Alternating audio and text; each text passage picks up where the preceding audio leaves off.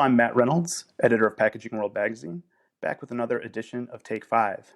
Today I've got craft brew on the brain because I just received an email reminding me about the Denver Craft Brew Conference that's coming up in September.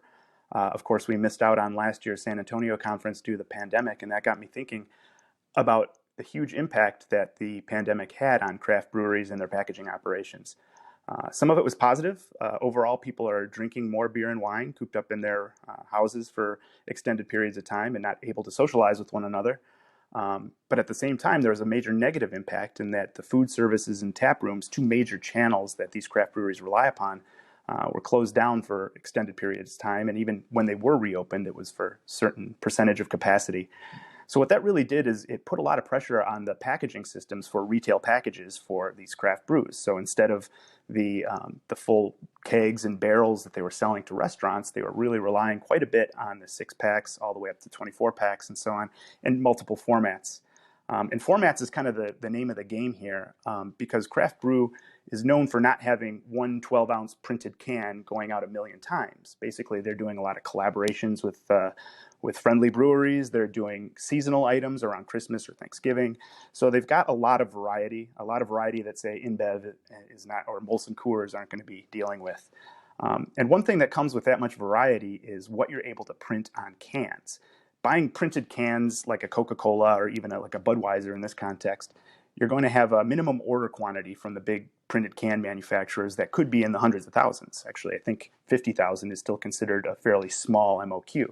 But for a craft brewery, that's actually a huge number. So frequently craft brews, they rely upon either shrink sleeving or pressure-sensitive labels. Now, pressure-sensitive labels I'll get to first because there's a lot of interesting things that can be done with the tactile feel, whether it's a matte or a gloss finish. Even some, I've even seen some that are almost like a fuzzy, like tactile sensation on that. But there is a drawback in that they're not exactly the most friendly for MRFs, the materials recovery facilities, and so on. So when they're trying to be recycled, it's not like a straight printed aluminum can that can just go straight through the aluminum stream. That adhesive layer is holding the plastic pressure-sensitive label on, and that can be a problem. Slightly less onerous for the recycling stream is shrink sleeve because the shrink label there's no actual adhesive. So that can be removed, but both of them do involve a layer of plastic. But regardless, there's one interesting brewery up in Hamilton, Ontario, that is using shrink sleeve to its advantage and doing so in a way that isn't so bad for the MRFs. Like a lot of craft breweries, they are dealing with small quantities, seasonals, or sometimes a collaboration with a fellow brewery. And a lot of those are in such small quantities that they're not going to be using printed cans, or at least not a lot of their varieties are going to have printed cans. So they look to shrink sleeve as their best option because there's another element about collective arts brewing that's particularly interesting in that collective arts actually refers to the fact that they're getting the designs and the artwork for their cans from artists throughout Canada and actually throughout the world. And in order to really make that art stand out and shine, they really wanted the neck and the toe of the can to be covered with the shrink sleeve, which isn't really done with the pressure-sensitive type of label.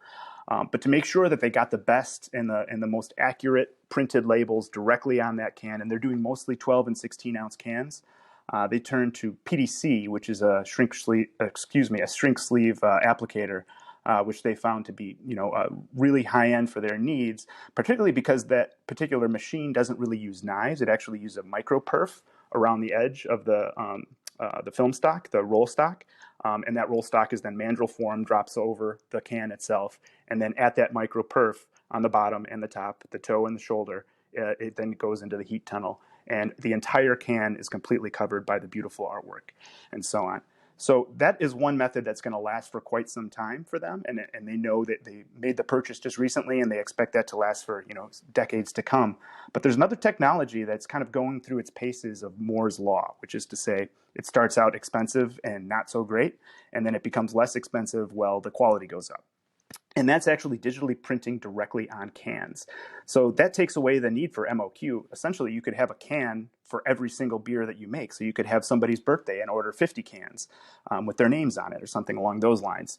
But for craft brew, usually the amount of cans are still going to be in the hundreds and thousands. But regardless, right down the road in Montreal is Solucan, and that's one of the first adopters of tone jet technology. And tone jet uses, let me get the word right, electrostatic drop-on ink technology in CMYK. Very thin, so it doesn't use a ton of ink.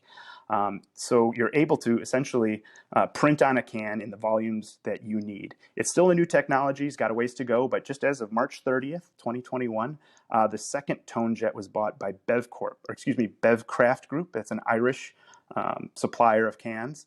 And again, this is hitting those MOQs of 1 to 50,000.